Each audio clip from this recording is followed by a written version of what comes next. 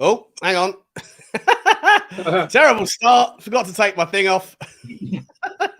We're starting 1 soon. second, everybody. Hang on. Get rid of it. Get rid of the schedule. We're starting now. How are you? Welcome back to the Spurs Talk Show. I'm Sean Butler, joined today for, we got a Thursday lunchtime session with the wonderful Dave from the Irish Hotspur and the wonderful Johnny H3232 from Twitter. It is a big day for Tottenham. Wow. Lots of news. Well, it's not a big day yet, but it's a big news kind of thing. Things are starting to percolate. Some of these stories are starting to heat up. Before we get into all that, before we say hello to the chat, let me ask everyone for some favors. In fact, before I get into that, let me start with this. Dave, how you doing? Yeah, I'm good, man. I'm good. About time, the centre-backs look like they're on their way. So, all good, and hopefully if we keep Harry Kane, we could be saucing this year. Well, we've got to be talking about whether or not some of these other links that are emerging are spending someone's money before we've got it, We'll find out about that in a second. Johnny, how you doing, my man? I'm all right. Is it distraction as Levy got his checkbook out because he knew there was a big demo coming on Sunday, and he thought, let's get the news out there. You can listen. Not difficult to slip the journos a little tidbit, and they'll run with it. But listen, it was a news frenzy. It was a transfer news frenzy. We've gone from drought to frenzy, and some fans are going into meltdown at the moment, right? Yeah. Family's the feast. They're beside themselves, Let's just hope that this time round we actually get some deals done. We're going to go through all of the different tweets that have come out from Fabio Romano, which kind of, I guess, when he starts to talk, unless, as Johnny points out, unless it is all just one big giant smokescreen to get some heat off of Daniel Levy and stranger things have happened, then at least we can maybe, intimate that there might be some things going on. Let me just say hello to a few people in the chat. Guys, lock yourselves in for your afternoon session. Please smash the like button for me on the video. Take your shoes off. You're coming in, just hit the like button, pay the rent. I'm not asking you for anything else other than that. And if you haven't already, hit the subscribe button on the channel. We're at, 13.2 or something at the moment. Let's try and set a target of 13.3. Let's go. Why not? Let's reach out. But also make sure you subscribe to the Irish Hotspur and follow Johnny on Twitter. I'll be putting their links up throughout the show, of course. We got some, let me say hello to the members. Oh, by the way, forgot to say, I'm so sorry, everybody. The member show that I was supposed to be doing has been kicked back, kicking the can down the road like a Van der Ven transfer. I can only apologize. The reason why I was supposed to do it last night, then couldn't. The reason why I then said I was going to do it at 12 o'clock today, and then I've kicked it back, is I got reached out to by a few people that are new members that are from America, and they were really disappointed that we couldn't do it last night, and then putting it at this time today would have meant that they couldn't have got up in time. So I didn't want to be disrespectful to the American side of the audience. So I am going to do it either tonight or tomorrow night, just depending on my schedule, to make sure everyone can get on board. So keep a lookout for that. Do apologize. Shout out to the members, though. Drew Zilla, Scott Colliver. Big up to you, my man. Martin Knightsbridge is in the house as well, as is Rob Wallace. There you go. That's another one. And welcome back to everybody else as well. I'll be getting your comments up as we get through the show. Good to see everybody. Hope everybody is doing the things they love. Right. Let's get going. Dave, I'll start with you. Let's start with the breaking news of this morning. Let's start with that one, shall we? Let me get my screen up and get to Fabrizio Romano's tweets. Where are we? Here we go. This is the one that's just come out 58 minutes ago. Can you see it on the screen? Is it up yet? No, it's not up yet. Always. Oh, what have I missed? This is the one that came out 58 minutes ago. Alejo Veliz. I'm still not sure entirely if I'm saying his name correctly. I haven't heard of this guy before about 4 hours ago. Man, honestly, Sean, honestly, I was excited about Mickey Van der Ven, but this guy, I can't believe. I honestly can't believe we're going to get him. I watched the World Cup, the Under-20 World Cup, and he was a standout for Argentina. He scored 4 goals, but he's like a cross between, I don't know what a Luis Suarez and Alaves from Man City, but the kid's got like like he's had a tough upbringing, but you can see he's hard as nails, mate. When you're playing for Rosario, you're not going to have any problem coming to the Premier League, even at 19. Really? Why is that? What's Rosario? I don't know anything about Rosario. No, Rosario Central. It's an Argentinian team. In fact, if you go on one of my tweets, I think I posted a couple of his videos. His goal celebrations and stuff. His goal celebration. Yeah, I spoke about that this morning. His goal celebrations. He looks like an absolute passion merchant. Like I've never seen anyone so aggressively enjoy his goals. The pump ups that he has. Yeah, that's the cootie South American passion that you want in your player. You know. Yeah. I think most 19-year-olds, maybe coming from the English Premier League, coming up through the youth development, don't have that. I don't think they have. Life has been easy for most of them most of the time, right? If they've been coming up, whereas, yeah. But you're saying that this guy is he's had a tough upbringing, has he? So it means a lot to him.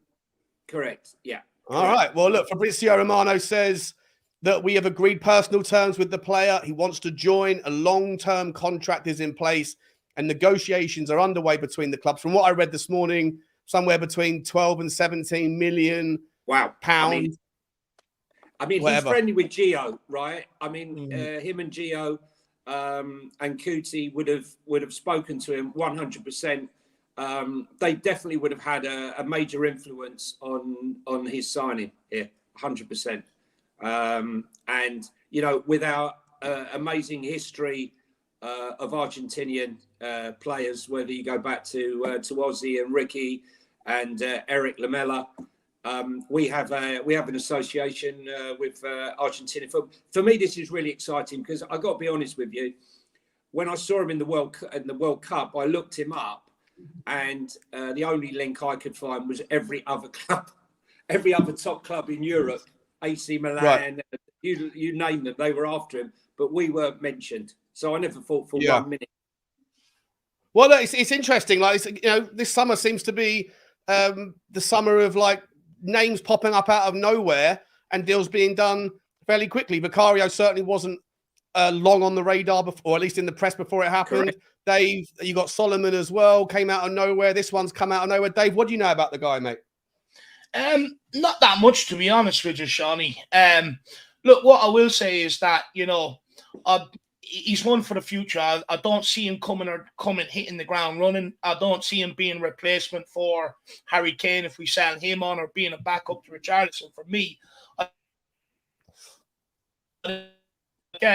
apparently he's one of the best players out there in South America, and I have no doubt Spurs done their due diligence on this guy, because I believe that they had scouts out in South America last year. Remember that scout ended up losing his job because he gave away Tottenham's targets in an interview. So I reckon that this is one that Tottenham have scouted. But look, to say that. It's dubious whether this guy's going to hit the ground running, because the last guy we brought in won fight. I know different positions and that, but he didn't exactly make it at Tottenham. So, look, for me, get him in. A lot of people are praising this guy. A lot of people reckon he's a good signing. So get him in and let's see what he looks like. But I'd also say, what does that mean for others around the club? You've got Dane Scarlett, Troy Parrott, Will Lancashire, Jamie Donnelly, Sun Suk Bell. All sorts stockpiling up in that position. So we've got a hell of a lot of players in and around that age now in that position, which is good. Look, it means that you're creating competition, and hopefully the best one out of the lot comes true. But we are stockpiling in a certain area. Well, I got to tell you, just over a year ago, I was going on about Paratici and his target, which was trying to recruit 16 to 19-year-olds, because our academy was distinctly lacking. And I think what Paratici has done with Gabonini and Golding since they've been there is nothing short of remarkable. I mean, I know he's not going to get any credit right now, but this kid, he won't be coming here till January anyway, because he's part of the deal was for him to go back to his club. But I hear what you're saying about stockpiling. There's no such thing as stockpiling great talent. I don't think Parrott and Scarlett are, in my opinion, going to make it at our club. Susok Bell, I agree. Lancia, too early to tell right now for them. Jamie Donnelly's a different kettle of fish. I actually think that what they're doing right now and gathering these young players is exactly what the club did many moons ago and lost sight of it. And we tried buying these big names. We're a failure at that. We've never. Do you think the there's a bit of a trend going on, I think, across the Premier League right now? Manchester United, I saw a stat, I think yesterday, someone was saying the average age of their squad is now 22.9 years old or 23.1 or something. We know that Chelsea are going out buying like 19-year-olds and 20-year-olds galore. Do you think that there's a shift in focus around the big clubs to go after some of these young guys, either for stockpiling or for future-proofing the club, but more imminently, is it something to do maybe with the FFP rules and the way that you can amortize those prices a little bit differently, the way that you can kind of almost bend the accountancy practices and obviously write down those, if you buy them at a certain age, then obviously they don't actually affect your FFP, but when you come to sell them, they rebalance the books later. Do you guys think that there's any, is there a trend that's starting here that we're kind of early and seeing the adoption of just big teams going out and trying to buy a lot of 18, 19, 20-year-olds for anything other than talent purposes?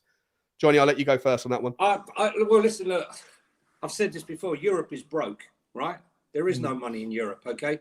And if it hadn't been for Saudi Arabia, there would have been some serious problems, especially in Italy, where they're desperately trying to get money in. If you're spending £50 million and you're not an oil company or an oil-rich state, you're really going to struggle to ever get that money back. So, I want us to have the Brighton model, and people throw that back at me and say, we're not Brighton, we're a bigger club. That's not what I mean. Brighton have to develop the players, source the players, but then have to sell them to balance their books, right? But they always have a plan of succession. Spurs have never had a plan of succession. We never replaced Ericsson. We never replaced so many of the players that come at the club. But if you scout these players and you develop them, we're not a club that would need to sell them. I want to be back buying the Papasars for 15 million, the Destinies for 15 million. Benton Cole was like 16 million. Destiny. You could go on, right? We brought in a lot of top talent. Brian Gill was probably the most expensive of the talents that we've brought in, which there may be a question mark about. But I think it's the way of saving money, not having to spend 50 million. And if you look at Arsenal, which I hate to do, but what they've done, they have a conveyor belt of talent that's coming through. And what they do is they supplement it with big signings. So if you've got 4 or 5 great talents like a Saka, a Martinelli and what have you coming through, that's saving you fortunes. Then you can concentrate. Instead of spending 15 here and 20 there and 15 there, you can go out and do your 50 million in one key position or the 60 million in one key position. Spurs aren't in that position now because we're too far behind the curveball. But I think if we carry on in this manner, the future is very rosy. This is the most positive I've been. If I see Mickey van der Ven and a couple of other young players coming in, I feel much, much better about the future of the club than I did maybe 18 months ago. That's for sure. Yeah, look, I think it's twofold. I think obviously, and it's something Spurs used to be good at, right? We identified Modric, got him in. We identified Bale, Walker, Rose, all them sort of players, right? And it's something Spurs used to be good at. But the difference between doing it back then and doing it now for Tottenham is that we built the stadium to be able to bring in more revenue so that we could be able to offer these guys, the likes of the Modrics and the Bales, when they do become that player, that we can offer them the wages and the contracts to be able to keep them at this football 100%. club. So we've got all the sort of finances in place. And, I agree with what Johnny said about Paratici, Sean. This is something that I've alluded to for quite some time about the young players that he's bringing in here. And the whole idea is that you don't have to constantly go into the window and spend 70, 80 million every single time on or on multiple positions, because at some point you look at your academy with Brighton and Brentford now and how successful their sort of models have been. a lot of people are now looking at them and saying, okay, maybe this is the way of maybe trying to level out the playing field with some of them big clubs. Because I'm with Tottenham. I have no problem us going down this route as long as we address the issues in the first team as well. And it can only bode well. And as well at Tottenham, I think what we're trying to do right now, and with the Paratici business and a lot of our signings, you know, we're 25 or under Paratici, is when you look at the team we formed under Pochettino, Udogie Lloris was there since 2012. Kyle Walker, Danny Rose were signed when they were young. Vertonghen was brought in when they were young. Eriksen, you know, you had Harry Kane came through the system. You had players like that, right? And they were all around the club for quite some time. And look what they went and formed underneath Pochettino. And I think Tottenham are trying to get back to that, where they get, you know, hopefully they can build a squad where all these sort of young players come into the squad. They all have that connection, that camaraderie, and hopefully all fighting for one cause and rebuild again and go on again and try and emulate what we've done under Pochettino. So I think it's twofold. I think, one, if it doesn't work out, you look at Chelsea, the amount of players they stockpile, and they just sell, keep revenue coming in. But also, you get to keep the best ones around, and you get to build a squad, and hopefully, you know, they have Tottenham's best interests at heart. Because one thing we needed to do, and I understand why a lot of our signings are 25 or under at Tottenham, especially under Paratici, is because we needed to lower the average age of that squad. You look at the Premier League now, Sean. You know, it's more athletic, it's more quicker than it's ever been before. I was actually listening to a player the other day, and he was saying that he was told once you sort of reach 30 or over, they say that you have to lose so much body fat every single year to be able to keep up with the rigors and the demands of the Premier League. So, you know, once you sort of reach 30, you know, obviously James Milner, people like that are a bit different, but once you reach 30, your career is in decline. So a lot of clubs now, the Premier League is built for players between 20 and 30 years of age with how fast, how athletic it's being played. Yeah, I love that. It gets difficult at 30. It gets really difficult at 40, I promise you. Trying to shift those extra pounds. I was going to say, Sean, I just wanted to give a shout out here to, because Paratici gets most of the credit here. Well, he doesn't. He gets most of the hate. But Gabonini, right, the work that he's done, right, he is a top scout, okay? The work he did at Watford, at Udinese, bringing in Destiny and João Pedro. You know, João Pedro is going to be a talent. He's gone to Brighton. The work he's done, and Scolding, you know, the work he did at Rangers, finding Calvin Bassey and Aribo and lots of others, you know, and they put together a really good team. I know Steinson's gone now, but I don't think he'll be a huge miss for the club. But if we can keep those three together, because I think it's a great team. I mean, let's be serious. You know, Paratici found... Would you hire Paratici back, would you? 100%. 100%. Really? Listen, okay. Look, the passion, right? Look, I remember, I think it was about first or second game at the Lane. I still call it the Lane. He was sat on the bench, and I'm thinking to myself, what the hell is going on here? Who is this? Paratici. Yeah, right? yeah, I like that as well. It's good. Is he the coach? He's throwing his notepad down. He's screaming. He's shouting, "Come on, guys!" You know, I'd never seen that. Steve Hitchin, like, forget it, right?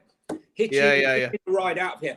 So that passion for me tells me it's a guy who lives, breathes football. And that's what I want at a club. I want it in my players. I want to see that passion in my players. That's why, you know, when I see this kid, Feliz, you know, and the passion and the fight, I see it in Kuti. I see it in Højbjerg, whatever you may think of him, right? I see it in there. And if you have a team that's like that, and an infrastructure and management that are like that, then that's sending your team only one way, in an upward trajectory. I think that it's been so toxic under Mourinho and Conte that it brought everything down: the club, the players, and the fans.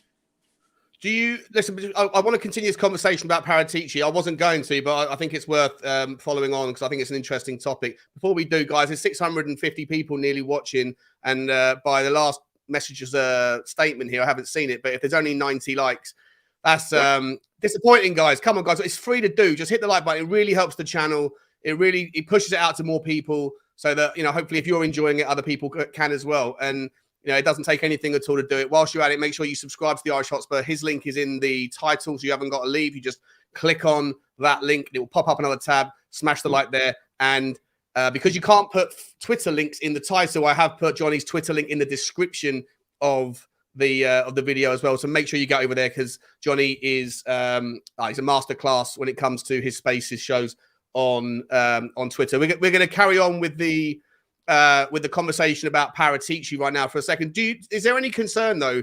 I mean, obviously right now technically he's resigned. Technically, I think he's consulting for the club, maybe getting paid, in some other way. I don't know how much time he's still got left to serve on his ban. I know that obviously FIFA have put the ban in, but some of his ban was overturned by UEFA. He's allowed to work. He's allowed to work. Listen, just can't be involved in any particular meetings or any direct negotiations, right? I'm not sure of the exact restrictions that he's got, but Spurs with with what's been going on recently, they're not going to breach whoever he's working with. They're not going to be breaching and jeopardizing their own operations. So it will be. Are you worried at all about the reasons why? Does it?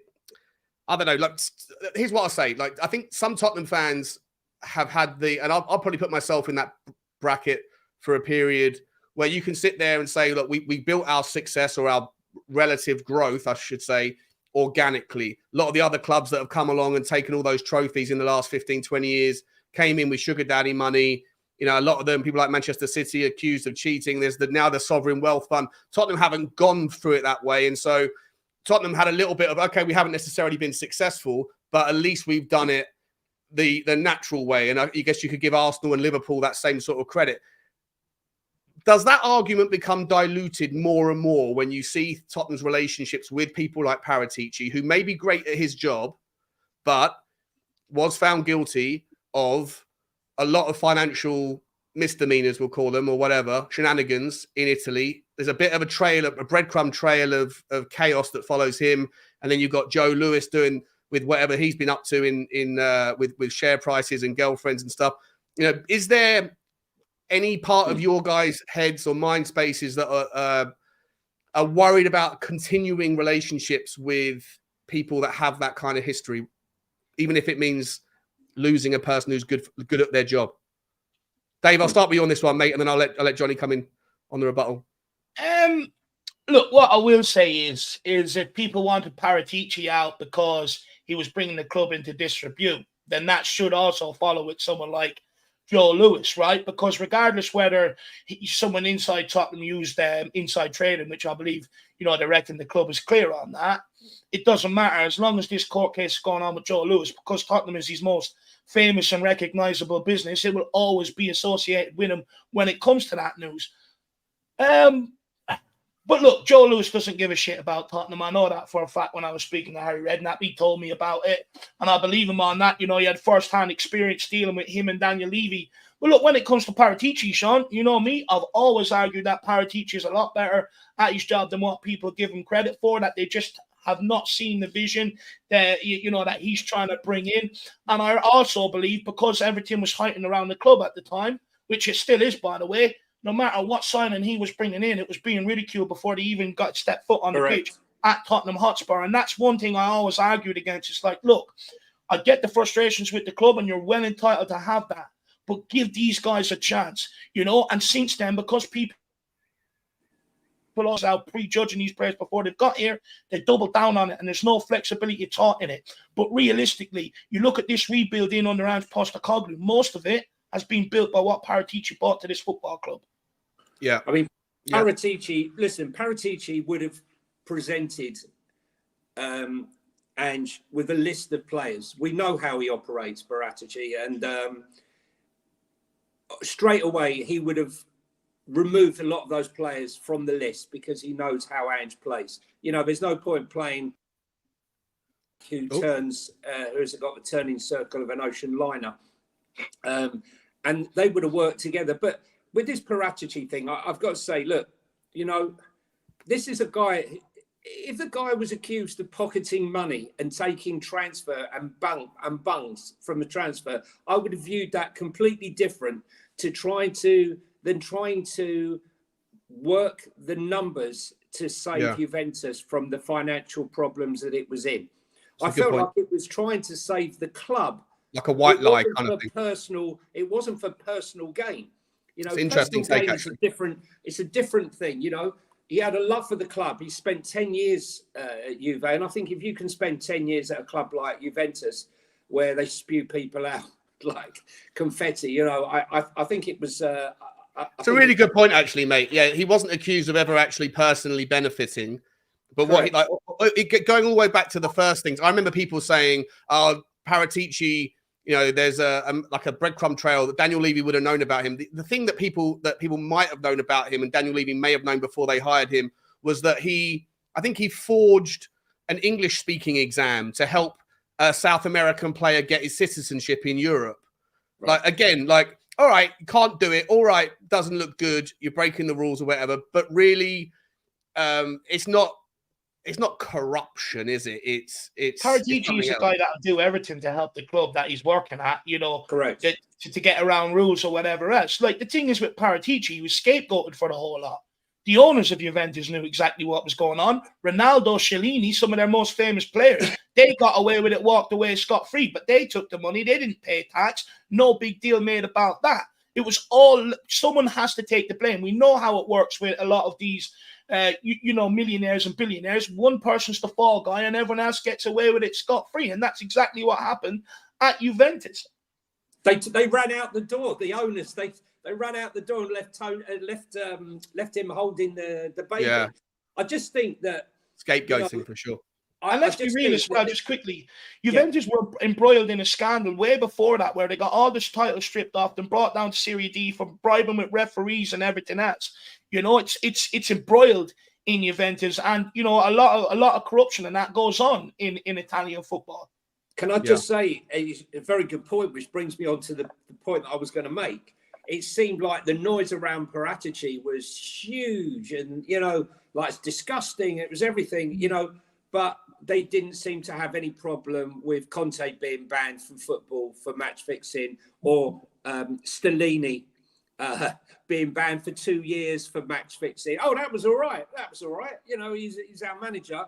But Paratici, who wasn't taking money but was trying to sort out the club, was a big thing. I think, again, though, people still, when you say anything positive about Paratici, they still bring up, well, we spent 60 million on Richarlison. Well, last year we spent 60 million on Richarlison, which we didn't. We spent money on Basuma, and he's not played. They tried to find, and we bought Brian Gill. He's not worked out. They're not interested in the deals that did work out. And let me tell you, if it wasn't for Paratici, Devine, Donnelly, and a lot of the kids that have signed, the Mikey Moores and all the rest of it, he was instrumental in many ways of keeping these kids at the club. So just because it's not out there, gone. Sorry, go on. Steinson was influential in that as well, and now he's gone. Do you think that'll have any bearing in the future on that? I don't think. Listen, I have no disrespect to Steinson, but you know, you've gone from Fleetwood Town director of football to Everton, where, you know, let's just say that was carnage with their recruitment. I heard he was a really nice guy and was popular. I've never heard any one word said about him. But what we need is on the pitch. I'm more concerned that Chris Powell's left, if you want my honest opinion, than Steinson. Chris Powell leaving for me is the youth coach, right? The youth guy. Yeah. I mean, you know, he's top guy, top coach. I don't know whether he's going to work with England full time or the reasons for him leaving. There are some things I'm concerned. You know, the Leicester coach, who was the main guy taking all the coaching that took Leicester down. You know, that for me is not not great. But the fact we got Jedinek, who's a leader and was kept on at Palace because of his leadership qualities. I think it's his birthday today, actually. So happy birthday, Jedinek. But yeah, look, there's lots of positives. I think people have just got to stop tarnishing Paratici with this brush that he's corrupt and absolutely no good, and just look at what the team, the Fab Three, as I'll call them, have done. But I also think, guys, that, when Paratici came in here, the job was so big, you were never going to see an immediate effect of what his signings were going to do. You had so many players that had to be got rid of. And although we still got a lot, we still got rid of an awful lot as well.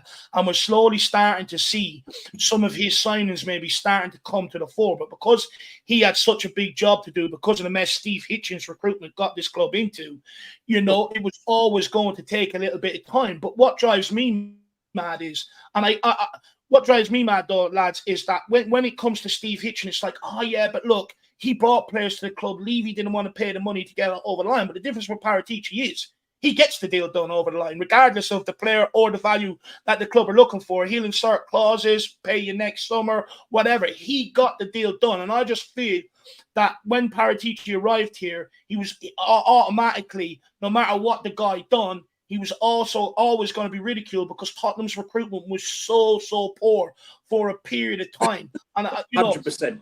Yeah. So for me, like when Paratici came in, I took a step back and I said, okay, and I realized the work he had to do, the amount of shit that, and you're not just talking first 11, you're talking subs, bench, players that weren't even a part of that on the periphery of the squad that he had to get rid of and completely change this around. And look, it's glad to see that maybe we're finally coming out of it. This season will really be the true teller as long as we can keep a manager in the dugout for a full season. But, I've always argued, and me, Sean, that Paratici, I think we should have been looking at Paratici's job in a different light rather than the immediate. I've always said I think Paratici was cooking, and I know you did. I know you did. Look, we'll come to the you and me both. You and me both. Look, it's interesting because it'd be hard pressed to find two content creators to bring onto a stream that feel the same way and a positive spin about Paratici. Most people reflect on him with a different lens, and I think that is in some or in no small part because of the impatience that exists with football clubs, that the shortening of managerial tenures that are happening, Tottenham going through this managerial merry-go-round, the revolving door policy, and if things aren't working immediately, then the manager leaves, and that has to then go somewhere. And look, you saw a lot of people that weren't vehemently Levy out.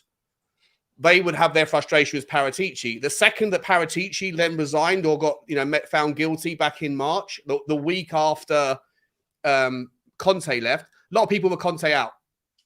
Then he was gone. Then a week later, the appeal on Paratici's conviction was upheld. It was upheld. So he then resigned, and then everybody then pivoted and went, all right, now it's on Levy because there's no one else to blame. And I do think that Paratici was a bit of a fool guy that was maybe protecting Daniel Levy from some people, and people were going, well, no, if the manager's not working, it's because the transfers aren't working, and that falls at the head of Paratici. I do want to continue with the conversation. I want to bring back. I just want to say one last thing, Sean. Can I just? Sorry, I just want to say when he arrived, right? From what I was told, the infrastructure was literally non-existent. He called it non-league football, right? Yeah. Hitchin, and he started pouring scorn over what Hitchin was doing. And what I was told is that Hitchin ran to Levy and said, like, this guy's come in, if you don't like it. And so Hitchin went, right? But he had to put everything in place. There was nothing. It was amateur hour, right? So he's brought in all the infrastructure. Infrastructure doesn't take 5 minutes to put together. Yeah, exactly. Rome wasn't all the appointments, everything that's gone on. And also he got rid of last summer a lot of the academy kids. He had a cull, and people said, like, what's he doing? Because I think he felt that there was a lot of kids there on meal tickets. You keep players because of how good they are, not just to satisfy the numbers, but it's a long process. It's a huge job, and there's a lot of backstabbing in football. One of the consequences of losing him, at least in an official capacity, might, and I know he's still doing his work behind the scenes, as a consultant, and maybe we're going to make the argument in a second for him to come back once that ban is served. But in the meantime, is there collateral damage with regards making the squad thinner, getting rid of some of these players? We'll talk about that in just a second. Before we do, guys, there's nearly 800 people in the house. It's amazing to see at lunchtime on a Thursday.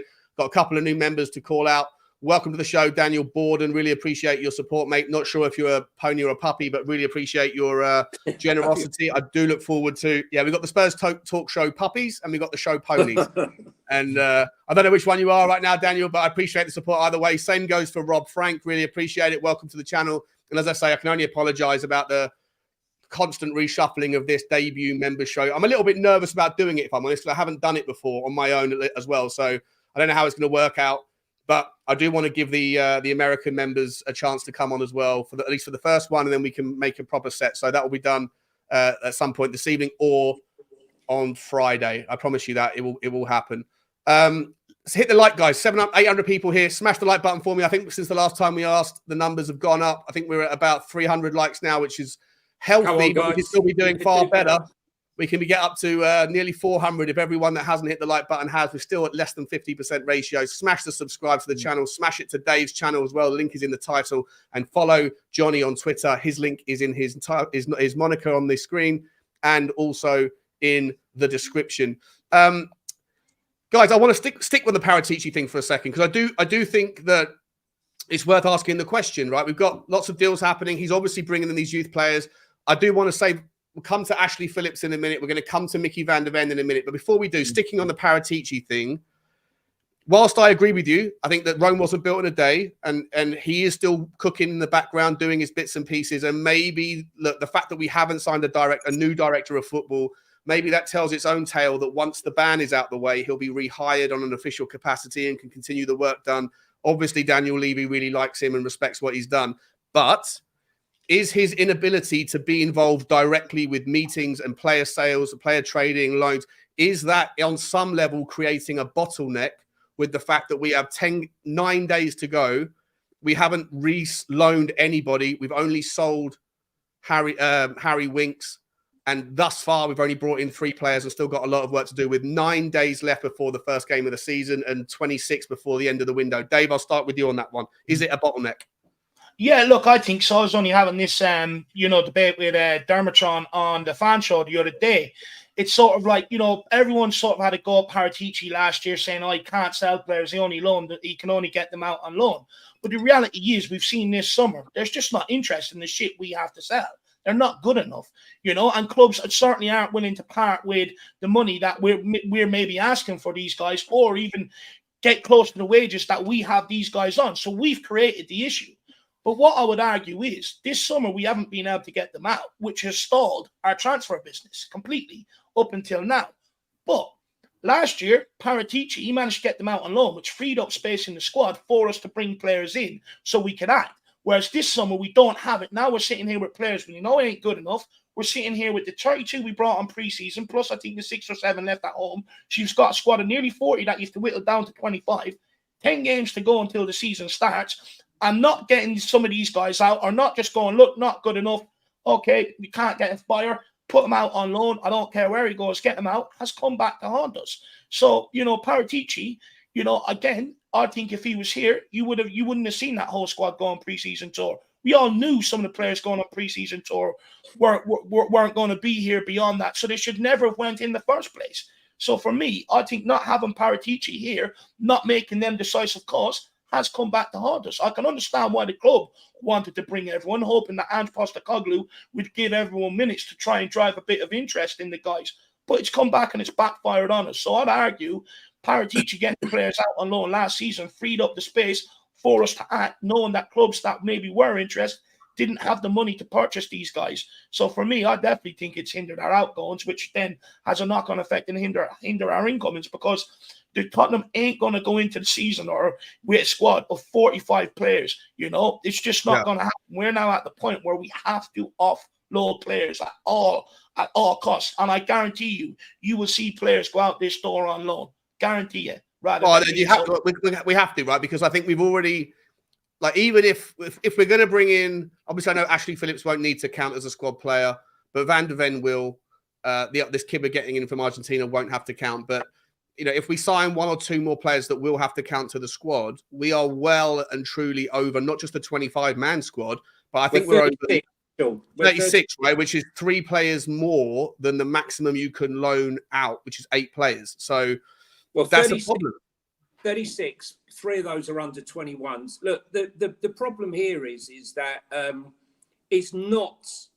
I think people have got to understand this is not a unique Tottenham Hotspur problem, right? What is unique is that we have a forest of deadwood that we should just set fire to, that we can't get rid of. But Man United have this issue, Arsenal have this issue, Chelsea have this issue. And let's be serious, if Saudi Arabia didn't have that link to clearout capital and all the tie-ins, Chelsea would have the issue. Chelsea would have a humongous issue. You know, Newcastle, some maximum 40 million, give me a break. He is not £40 million player, but what that did, that 40 million allowed them for FFP to go and buy Harvey Barnes. It's very difficult to get rid of these players. How is that allowed, by the way? How on God's green earth is that allowed? The PIF fund, it's not even like a spurious link. Like the owners of one own the other. It's flashing neon signs, right? Oh, hello, Clearlake Capital. Oh, what's the they're operating with impunity. The rules are not like worth anything. Anyway, sorry, that's for another topic. No, so going back to the loan situation, right? I don't want our loans the 8 loans that we've got having to be taken up by the likes of Joe Rodon and Spence and players like that who are not going to be playing for the club, right? So either sell them. You think Jed Spence was a mistake purchase? He's not. You don't think he's fit? I'm not. Yeah, I'm not going into that one. But yeah, okay. I mean, he was fit and didn't play a single minute. Yeah. And I watched him in France. I watched him in France. Apart from what you could argue was a good performance against Mbappe, like he seems like he's a red letter day kind of player where he steps up when he's the opportunity, when the lights are on him, but he doesn't want to turn up for the graft. Look, the thing is, talent, right? Some people are given God-given talent, like Ndombele, but it's not just the talent. You have to have talent and application. You have to have the right mindset. You know, we've seen many players with nowhere near the talent of an Ndombele and many others. But what they do is they manage to raise their game, through determination and hard work, and make it as footballers. Where you see. I'm not going to mention Delhi because we all know about that one, but there are many John Bostock. You could list a whole load of players that have gone down that route. But I do wonder whether Ange was forced into taking the Deadwood on that trip. But for me, it was I just didn't understand it at all. I mean, even last season, it was made very clear from Paratici. That was probably my most upsetting thing about Ange, because we've seen all the adverts, big Ange, he won't stand for any shit. This is it. He's the man. And then they all roll onto that plane. If Conte had been there, as much as I wasn't a fan of his, no way would about 7 or 8 of those players been on the plane. Last year, they were left behind, right? He only brought 28 last year, Conte, I think, on pre-season tour. And I think 5 or 6 of them were youths, So, compared to what we brought this year, look, of course, Ange Postecoglou was told to take them all. I can understand from Ange Postecoglou's side, right? He walks in here, he says everyone's getting a clean slate. So if he goes against that, some players get unhappy. If they're not sold, we know what happens. They tattletale and they end up getting the manager sacked and getting more and more of that dressing room on side. But from the club's point of view, they have to take it out the manager's hands. They know these players have been here for years, let this club down, not perform. So at some point, they have to say, look, they're out the door regardless. They should never put Ange in that system, in that position where he was bringing the whole squad on pre-season tour. And Sean, we had this. We had I was saying this to you when we had a chat on my channel after the sort of the tour squad was announced, that I didn't agree that everyone was going on tour. But the reality is, Spurs haven't done any business outside of the goalkeeper, Maddison and Solomon, to make Ange Postecoglou make decisions in any other areas. Centre backs, he has to bring them all. We didn't sign anybody for him to say, okay, you're not a part of my plans, I can leave you at home. Midfielders, okay, we signed Maddison, but we didn't sign anybody else for his midfield for him to say, okay, I'm going to leave you at home. I'm going to leave you at home. So Ange Postecoglou is always then in a position where he has to try and make up a squad of what he has at his disposal. He also can't come out and say, because we fall for it every time. He came out and said something about Davies there last week. And everyone's like, oh, Hans Postecoglou wants to give him a chance. It's like, my God, we haven't signed anyone to give him a decision to make. He has to say this, because if he doesn't and he has to rely on Ben Davies is going to throw him under the bus. I don't want anyone to tell me he's not. He threw Nuno under the bus when he wasn't playing. He got Nuno sacked. He made very clear of his displeasure about Nuno and stuff like that. So for me, Tottenham Hotspur as a football club have to stop with this mess, stop putting managers through all this mess, and just clear the dead wood. But we can't do it because the amount of wages we've put them on, the contract we were offering them, without them actually offering anything to the football club. So we can never get into that position again where we're offering contracts to protect resale values. Contracts are supposed to be a reward for what you do on the football pitch, what you offer to this football club. And we have to get back to that. You only get a contract if you're here performing, not a contract to keep a resale value. It's bullshit. It's not the way a football club should be. What I would say is there's an interesting question here from H. What's happening, H? Good to see you, mate. Is there an issue with the Saudi sides and Spurs, or are our players just terrible? Bar Kane and Son, no offers have come in for them. Now, what I would say, it is a little bit like, obviously the Saudi clubs are not just going to pay for dross, right? And so there's that argument. But I do think there could be something to the argument that Daniel Levy has spent the largest part of the last 3 or 4 or 5 years complaining to the Premier League at every possible opportunity about the shenanigans that have gone on with Manchester City, with their alleged rule breaking, with Newcastle. He tried to stop PIF getting into the Newcastle takeover. He's had a crack at Chelsea, and Chelsea obviously have got that connection to Saudi Arabia. If you are biting the hand that could feed you, then I don't necessarily think that it's just down to Tottenham not having great players. Someone like Ndombele, I'm surprised, hasn't had a bid from the Saudi Arabian League. They like flair players. And yet the only bid that's come in for Ndombele, as far as we're aware, and there's news on that came out today, I'll bring that up in a second, is from Turkey. And that the deal, there's an agreement on price, but whether or not Tanguy wants to go there, whether or not they want to pay the wages, all of that remains to be seen. But I do think that there might be something to the idea that, I'm not saying it's down to the kind of the Arab world, like the kind of the Islamic side versus the Jewish side. I'm not bringing the politics into it. No. He's embedded, Sean. He's embedded, Sean, right, with Qatar, right? And we know the relationship between Qatar and Saudi is not good, right? There's been a lot of rivalry between Qatar and Saudi, and right. He has had a very strong link with them, so that could be it. But you've got to understand that they are buying top players, and a lot of our players are just not good enough. It's as simple as that. I tried to organise a Just Giving page, right, to hire a jet to take them all out there, right, and take them down to the market and see what we could get for the highest bidder. But no, it's going to be hard. And also, let me tell you, I don't know why. This is really pissing me off.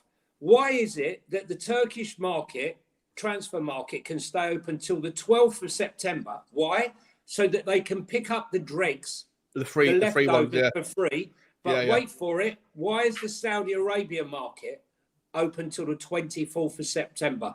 That is wrong, right? Yeah. It should be universal. Same day, 1st of September, same rule for everyone, because what's going to happen is they're going to start chucking their money around, and I think that's going to cause some problems come the end of that transfer window, where maybe clubs are in a bit of trouble and reluctantly have to sell a player because the Saudis come in with a huge wad of money. Yeah. I'm worried about that. No, I agree, mate. I agree. Yeah, there should be a universal, at least, I mean, I don't know, in different areas of the world, maybe in South America where their seasons run differently, maybe there's an excuse for that. But Saudi Arabia's season, I think, runs the same time as ours. So, look, there's so much to go through still, and I don't want to run on for too long. I don't want to take up too much of your guys' day. So let me just pause for a second and say, guys, nearly 900 people in here. It's awesome to see. Please continue to smash the like button for me. Hit the subscribe if you haven't already. I don't know what we're doing on those numbers, but I trust that if you are watching the stream and you haven't subscribed, then you'll do the right thing. Also, make sure you get onto the Irish Hotspur. Again, link is in the title, and the link for Johnny's Twitter account to follow is in the description. Let's pivot back a little bit and talk about, let's go back to the youth, right? We've been talking about the youth a lot today. Obviously, the deal for Ashley Phillips looks like it's done. It looks like Blackburn were trying to play silly beggars. They agreed a lowball price, and then they upped the price, hoping that it would start a bidding war that would happen just before his release clause was activated, which I think happens tomorrow. No other bids have come in. It's interesting that Tottenham aren't really competing with players for some of these bids, competing with other clubs for some of these players. Always wonder why there's been no other interest in Tapsoba, no real other interest in Van der Ven, apart from some spurious links with Liverpool. But let's start with Ashley Phillips. I'll start with you on this one, Johnny. Are you excited about this guy? Is he another one that we kind of park and send away on loan or something? Listen, I really like this kid. I mean, I was told about him a year ago. He was 16, just coming up 17. I mean, he's not your average 18-year-old. 6'4", powerhouse, left foot, right foot. He's got pace. England international. I think he's played 8 games.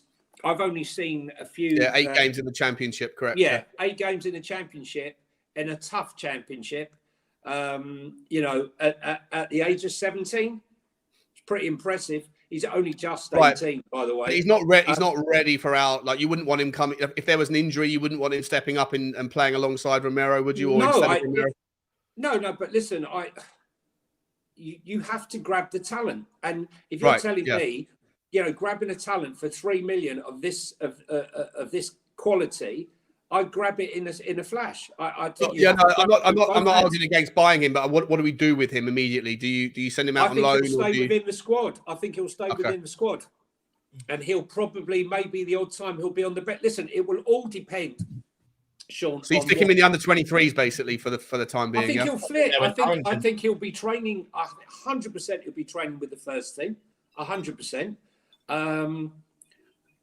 He would only go back on. I can't see the benefit of him going back on loan to Blackburn, to be honest with you. The only thing is, it's a shame that we don't have, Conference League European football, because it would give. I know a lot of people didn't want it. I personally would have liked it, so that we could have given the likes of the Divines and the Phillips and some of the periphery players a chance to get game time, because with a squad of 25 plus youth and only league football week to week, some players are maybe going to have to go out on loan, like a Divine potentially. No, but Phillips does not have the physical presence of a kid that's just 18.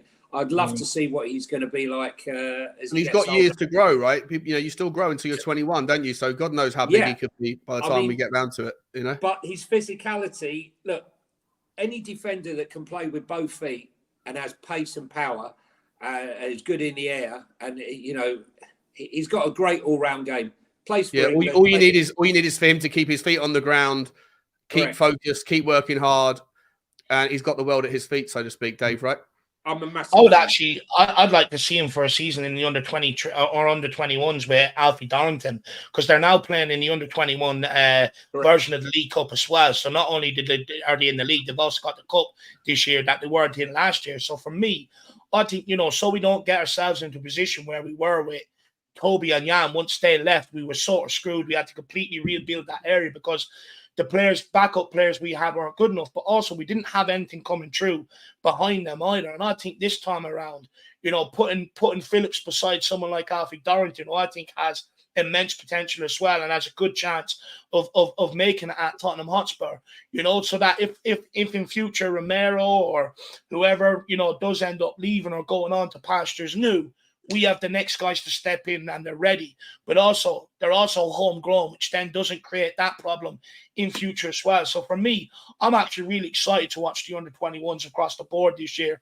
There's some amazing talent in there, some amazing players. Look, obviously, Johnny, we know not all of them are going to step up and make the grade. But, with the potential we're buying in, there is a potential that you might get a class of 90. What is it? The one from United, the class of 92. So it's funny you say that. I think you and I are singing off the same hymn sheet, because I've been saying, that's what I've been saying for since end of last season. This is the class of 93 United. This is ours.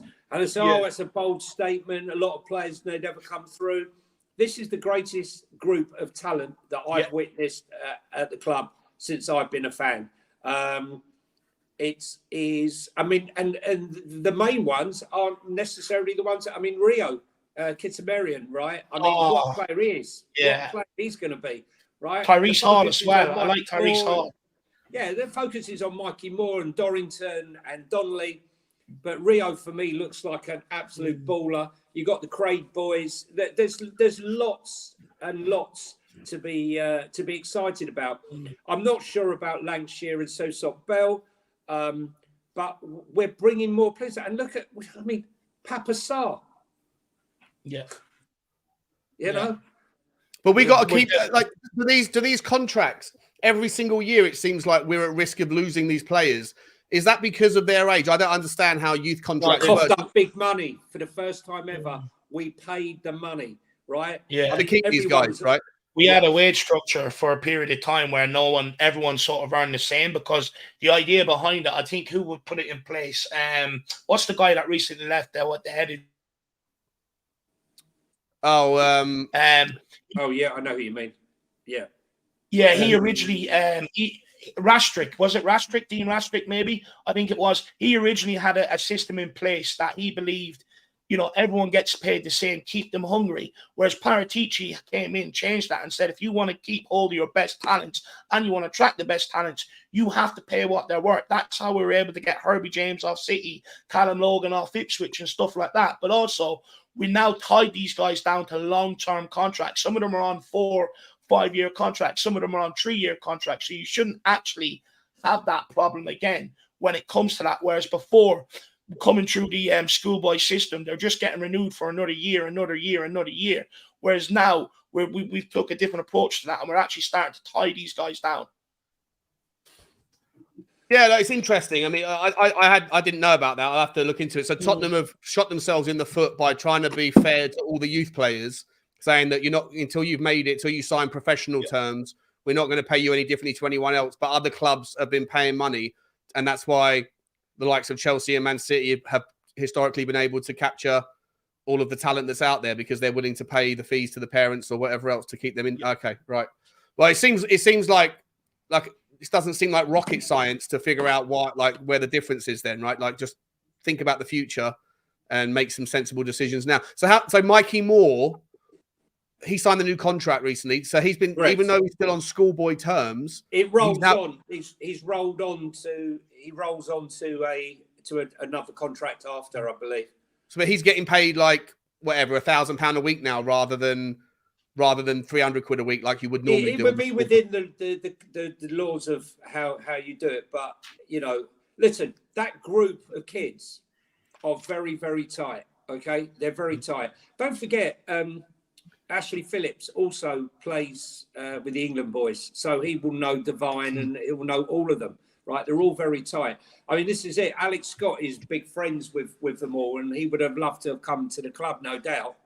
Yeah, but you know, I don't think that we have the room for Alex Scott right now with these players. We need to get rid of about 6-7 players minimum to bring them in.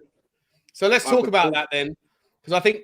All right, I'm going to skip ahead. I was going to talk about Mickey van der Ven, but because the conversation has taken us that way. Well, okay. Let's start. Let's finish off the incomings, and then we can pivot to how we make room for these people. First and foremost, yesterday there was a lot of news that Tottenham might be bidding for a double swoop for Frank Kessie and for Clement Longley as a double deal. I made a video about that about a week ago, almost as a joke, and then that story actually materialized as something that might happen. Thank God, Al Nassr have apparently, come to Barcelona, the gift that keeps on giving, and said, not only will we take the wages off the guy's books, we'll also pay you 13 million euros for the privilege. So Clement Longley, it looks like, will not be coming to Tottenham. It also means that Frank Kessie, apparently, I've seen people in the comments saying that he won't be, he's also not coming to Tottenham. He looks like he's also going to Saudi Arabia. So we probably still have to figure out if we do sell Højbjerg, we'll talk about him in a minute when we talk about the outgoings. If we do sell him, we'll need to find the 6, but we are getting closer to getting something like a defense, looking sorted, or something like sorted. Dave, I'll start with you on Mickey. It looks like it's about to be done. It looks like it. Is he your first choice? I haven't actually heard your opinion on Mickey. Is he your first, or would you rather have someone else? Look, I really like Mickey van der Ven. From what I've seen of him, Sean, he reminds me a lot of Jan Vertonghen, especially on the ball and defensively as well. You know, he's not rash. He doesn't like going to ground, you know, which is what some people sort of maybe aim at Romero. He likes to use his strength, his physicality and stuff like that. But I think the biggest asset is how good he is on the ball, but also his pace. You look at Kyle Walker, how many times did he get Man City out of trouble with just that track and back pace that he has, that raw pace? Van der Ven can definitely do something similar for us in that high line, which is absolutely crucial. But Sean, I do have my doubts about Van der Ven aerially.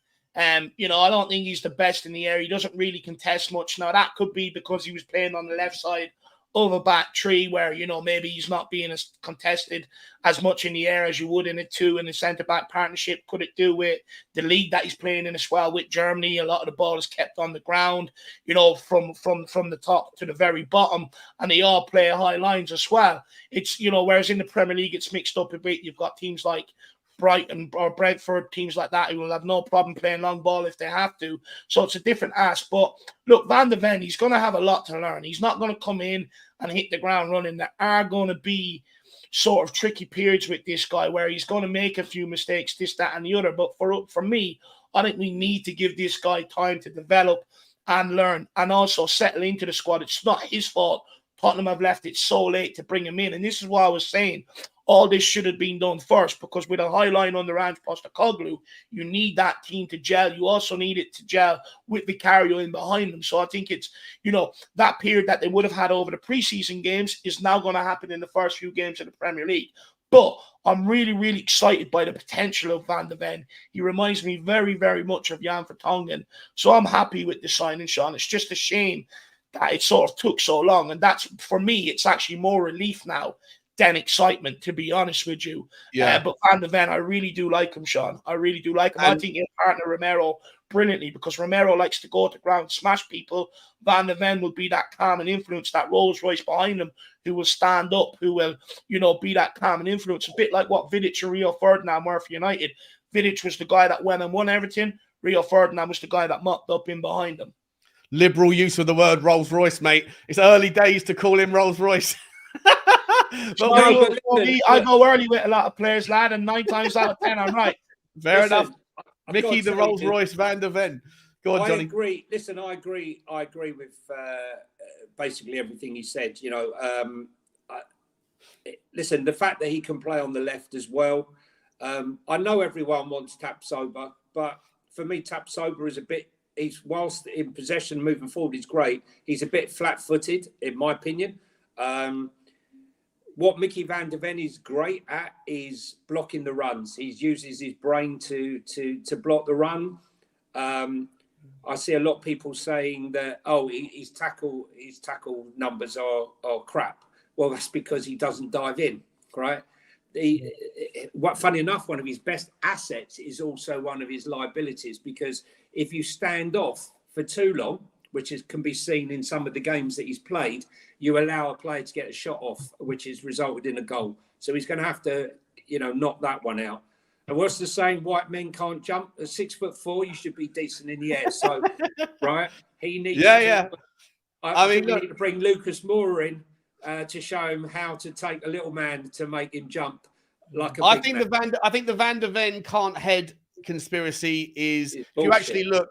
If you look at I mean, I did a load of research on him because I wasn't that familiar. In fact, Jacob from United Spurs of America, shout out to him. He was the one who was banging on, kept telling me, look at Mickey van der Ven. And I was like, oh, whatever. But eventually I went and looked into him. And this idea, people were looking at his stats and saying he's got a terrible heading accuracy, right? Or aerial completion accuracy. But if you actually look at when those... Where the issues arose, he was jumping unnecessarily for balls that were getting pinged from goalkeepers into the left channel that were going out of play. They like every time, or the vast majority of the time, when he was in the box and asked to clear corners, the things that matter, he was fine. So look, he's not you don't perfect. play football on a graph, do you, Sean? I mean, no, exactly. Like, I like graphs and these diagrams. Stats for me I think are an important consideration. They shape an opinion, but they shouldn't be the foundation of it. And I think with Mickey van der Ven specifically, I think the aerial data is a little bit misleading, and you have to go and look, in the rabbit hole to find it. Just let me ask you though, guys. Dave, I'll start with you. Are you happy if it's just van der Ven, or do you need us to go and get a second one? And if so, who? No, I'm not happy if it's just Van der Ven, because look, Ashley Phillips isn't going to be a first team senior player. He's a young player signed for the academy. So it has to be someone else. Sean, I've always argued I'd rather 3 in here. I would have rather took Langley in as a third option, buy 2 as well, and form your defence that way, because we've got to understand, right? We're going to have injuries. We're going to have suspensions. And what happens? Dyer, who's sitting there waiting in the wings, Rodin, Sanchez, Davies, people like that who are sitting there waiting in the wings down, they'll be the recipient of game time, and they're going to cost us. Tosin's the one. Tosin is the one.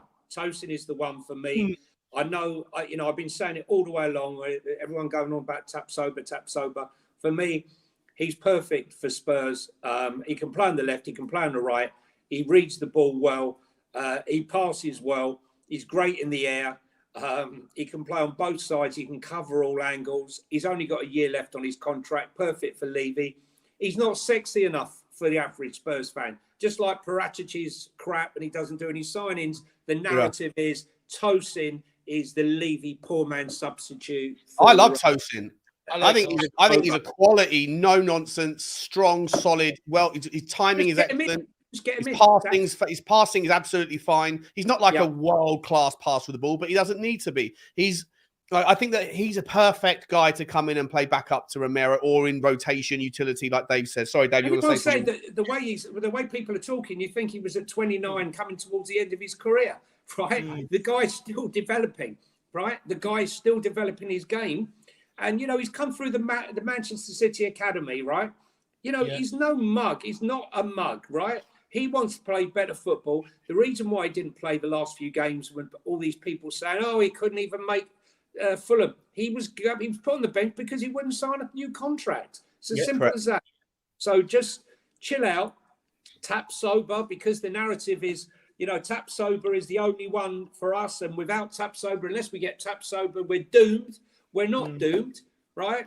Well, listen, I don't think we're doomed without Tapsoba. Dave, I'll let you speak on that. Just on the Tapsoba thing, personally, he was my number 1 choice from last summer. I love the guy. I think he's an absolute beast. I personally think he's awesome, but I'm okay if we don't get him, but I'd love it if we could. Personally, I think he's excellent. No one will complain, Sean, if we sign him. What I'm saying here is that there is always a narrative. If there's 2, like when we didn't sign Raya, but we signed Big Vic, it's because of this, right? Because we had the cheap option. We couldn't have signed Solomon because it was a smart freaking signing. It was because we didn't want to pay the money for half. Yeah. Right? Okay, I'm not listening to that narrative. It's lazy. That's just lazy arguments. People that want to assume always assume the worst. It is what it is. Look, the fact is that Ange plays with a system where the wingers hang on that wing, literally on that touchline, and I don't think it suits Kulu or Sonny. I agree. Basically, Solomon, that is his game. That is his game. That's how he plays it, one-on-one take-ons. And so he's perfect. So people have got to move away from the narrative. If by signing Tosin, it enables us to get Mickey van der Ven and Phillips and Veliz and Madison and everybody else that we've done, I'm fine with it. Yeah, I'm happy with it.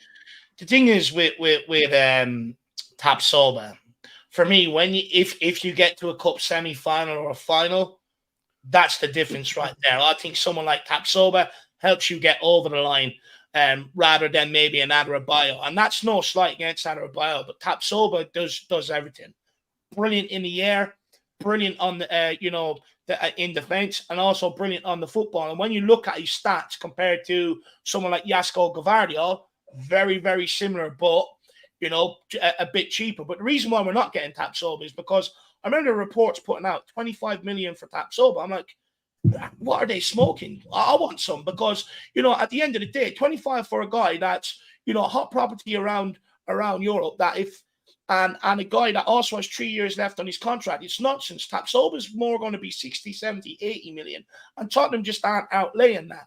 But Adebayo, I agree with you. I actually think he's a good player. I think he's a lot better on the ball than what people give him credit for. I think he's very, very similar to Romero on the ball, where Romero can pick up that ball and play Sonny behind. I've seen Adebayo do that at Fulham. And I believe Inter Milan were also interested in a period of time to replace Skriniar with Adebayo, although whatever reason that didn't materialize. But you're 100% correct, Johnny. The reason why he's not playing and the reason why he's only got a year left on his contract is because Fulham actually took the option to extend his contract. Correct. To keep him at the club in hope that he would sign a new contract. That has not materialized. And if anyone goes in and looks at the words that Adebayo has said before in interviews and stuff like that, he ain't sticking around at Fulham. And if he comes to Tottenham, it's only a stepping stone as well. He wants to get back to the very, very top, which is where he believes he should be. So for me, even if we get in Adebayo, I get it. I'll be happy with it. He's better than all the other options we've got there. But missing out on someone like Tapsoba, it's sort of like, where's the ambition there? For me, you get Tapsoba, you get Van der Ven, you give Ange, a really good chance, because that defence was our biggest problem last year. So that's where the biggest outlay should have been spent.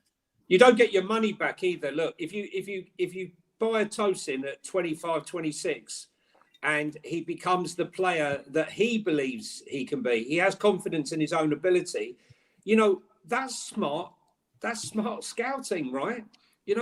And we know that Romero has a muscle condition that he has to rest now and again. He's had it since he was in Italy. It's not him feigning injury like some people seem to believe. I was one of them. Right. Unfortunately, it's not. He has a condition that he's had since before he was even at Atlanta. But I think if we don't sign Tosin, and this is all it is, then we got serious issues, because we are one injury away from disaster and the reappearance of Danny Dyer. And I'd rather Danny Dyer playing than Eric, to be truthful. Yeah. So, all right, well, it's a perfect transition, Johnny, to move into the last topic of the day, which is how do we make room for the incomings when we've got such a bloated squad? Before we get there, Dave, I think you're still logged into my my StreamYard. I see you. Yeah, I believe I am. I just seen that. I'm just telling people to share it out and get 1K viewing in. That's all. I'm helping you out, man. Yeah, no, I appreciate it, mate. Appreciate it. Guys, make sure you subscribe to the Irish Hotspur. His link is in the title. I've just shared it in the comments as well. Make sure you subscribe to Johnny's Twitter, Johnny H3232 on Twitter or X. Come and join us on the Spaces, guys. Come and join us on the Spaces. The Spaces are fantastic. I was listening. I was going to dial in, Johnny. There was about 600 people listening yesterday. I was going to dial in, and then I had something happen. I didn't get a chance to, but next time I will. I want to say a massive thank you to Pope Marmalade II. Love that name. Who's decided to become a YouTube member. Really appreciate the support, my man. Thank you very much. Look forward to meeting you on the fan show. And also from Tigaro, member of the show, recent member of the show. Thanks for the support, Tigaro SPT. He's saying all the way from Australia, it looks like. Van der Ven is 6'4" and runs like the wind. I'm getting a little too excited about Van der Ven versus Haaland matchup. Yeah, it will be worth the price of admission alone. Or him v Salah. Him v Salah. That would be great as well. Yeah, it's going to be lovely to have if we get it done. It'd be lovely to have some pace at the back for once. We haven't had a lot of pace for a long time. Tigaro, thank you so much for the super chat, my man. Really appreciate that support. Let's talk about how we're going to make room for players like him, though. We spoke already about Ndombele maybe going to Turkey. Obviously, we're looking at Pierre Højbjerg. Did you say Ndombele is a Turkey? He's a Turkey, and he might be going that way as well. Don't know if that's going to happen or not. We'll talk about him in a second. We've also got the links with Reguilon to Sociedad. We've got links with Højbjerg to Atletico Madrid. We've also got a few injuries that have cropped up that have kind of put some spanners in some works with the likes of Ryan Sessegnon. No one's going to buy him when he's undergoing surgery. No one's going to buy Brian Hill with him undergoing surgery. I hope he gets better soon, both of them, in fact. I'll start with you on this one. Let's go with Johnny first. Who are the players that you expect to depart the club, and which ones do you think we can get money for? Which ones do you think will be loans? Which ones, if any, will be contract tear-ups? I've got to say, the first thing, I'm really upset that Brian Gill's operation didn't go so well. The moustache, unfortunately, is still there. On his transition.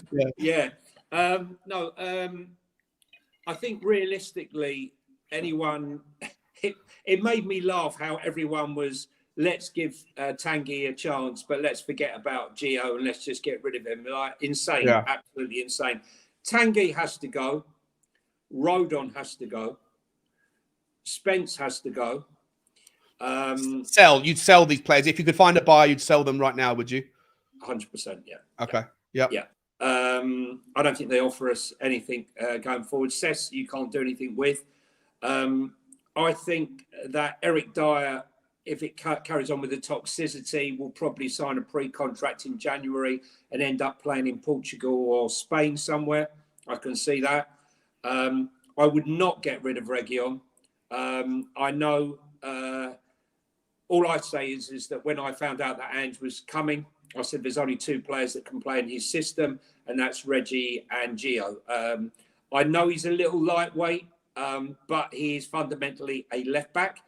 And what happens if he gets injured? Destiny. Well, hopefully you got Van der Ven, Davies, and Udogie, right? Well, I wouldn't.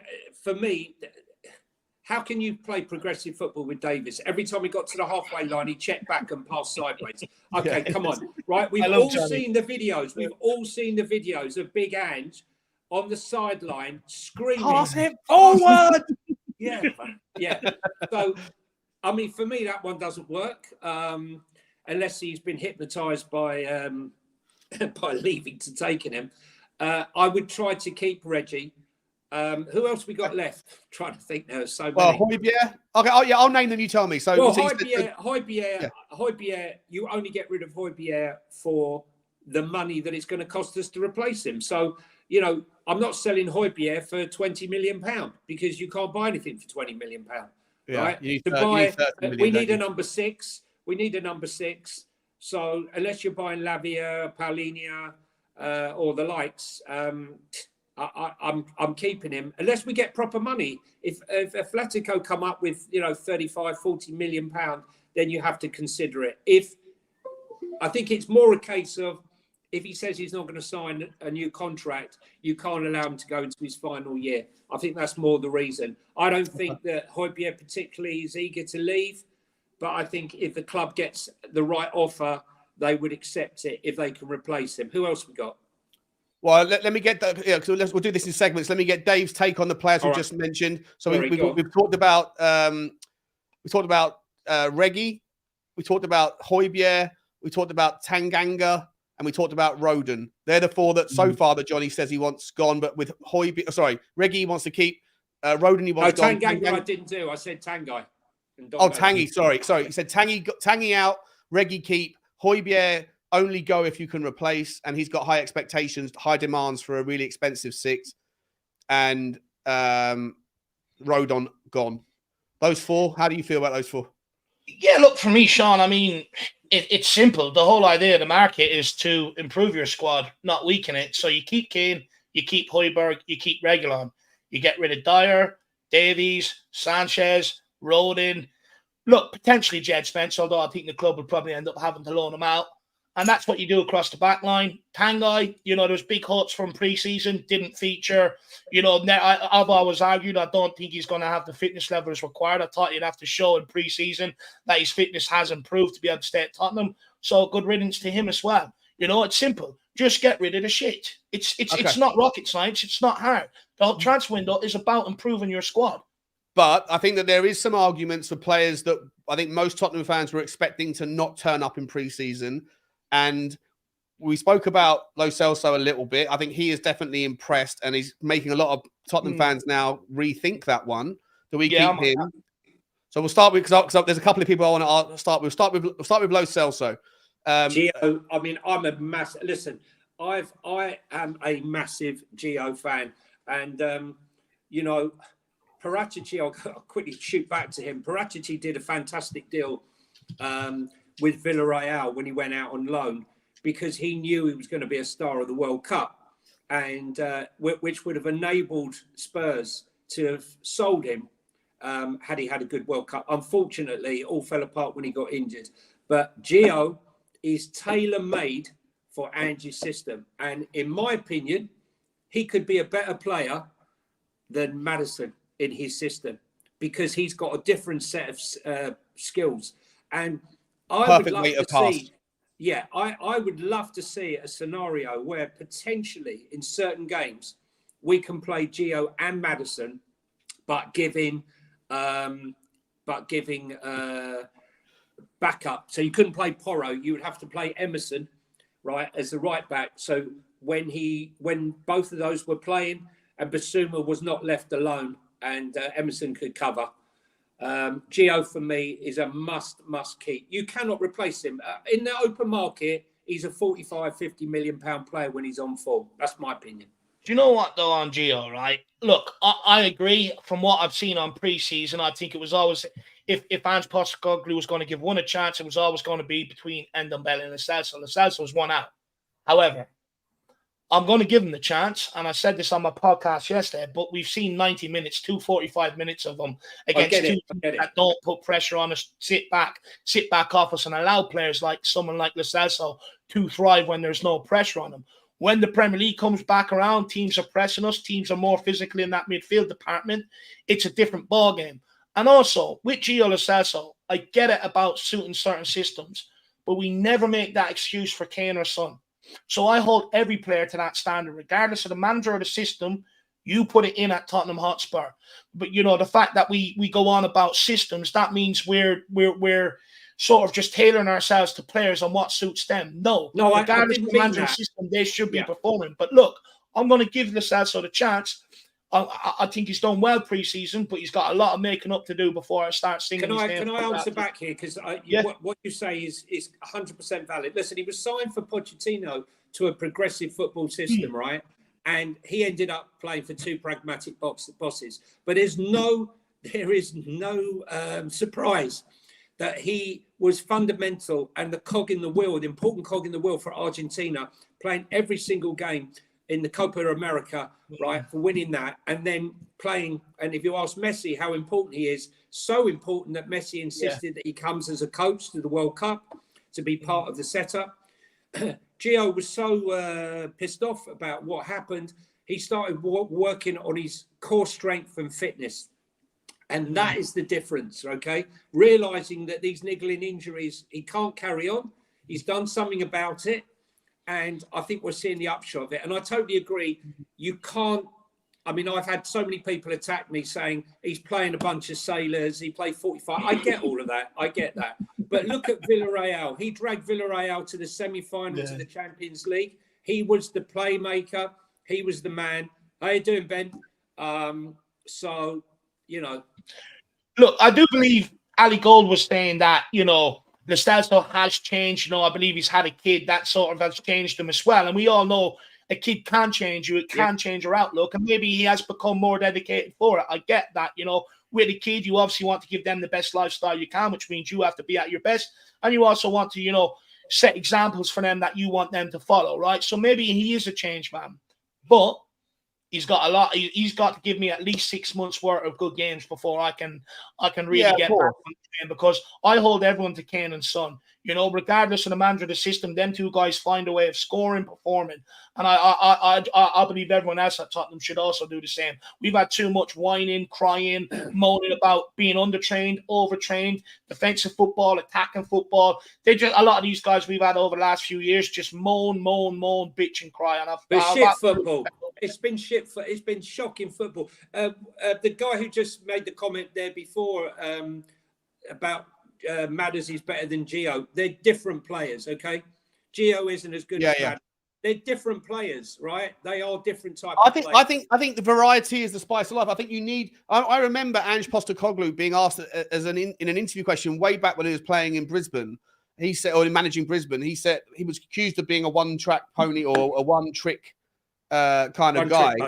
One-trick pony, not a one-track pony, a one-trick pony. And he said, like, I play the same formation, but I have different players with different strengths in those positions. And on one week to another, by adapting the personnel within the squad, the actual structure of the team can look incredibly different. And I agree with you, Johnny, that Gio and Madders are very different players to play in that role and can be used. I think they can complement it. I also agree with Dave, for what it's worth, that I think that I haven't forgotten his pretty poor attitude when he was first at the club before he got loaned away. After he did well on his loan deal, then he got the permanent move. And like a lot of players, once you get your contract, I remember players like who was that?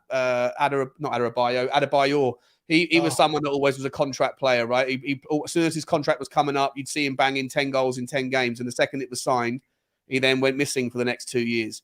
So Lo Celso for me, I'm okay with him staying, but you can't have him and Tanguy. So I agree with Johnny. We've got to move Tanguy on. Unfortunately, his injuries and whatever's happening pre-season. Hopefully, we can resolve that. The next player I want to ask you guys, unless there's anything further you guys want to say about Gio, but the next player I want to ask you on is another one that I think has maybe caught people a little bit off guard. And I heard you both agreeing earlier with each other that Sonny doesn't necessarily fit the model a little bit. And in the preseason, we've seen a player who has come in and looked very balanced, playing in the attacking wide left role. And that is, of course, Ivan Perisic. And look, Perisic was a player that, played basically as an inside forward or a winger for most of his career. Conte repositioned him as a wing back at Inter. At 31 years of age. Which was madness. Yeah. He can't defend, but I think it suits him. And I think it's a little bit of a headache for Ange, because that was a player that I think most people would go, if you're trying to thin your squad, he's someone that should go away to Croatia or to Italy or whatever else. But now there's a question, right? Do we keep him or do we let him go?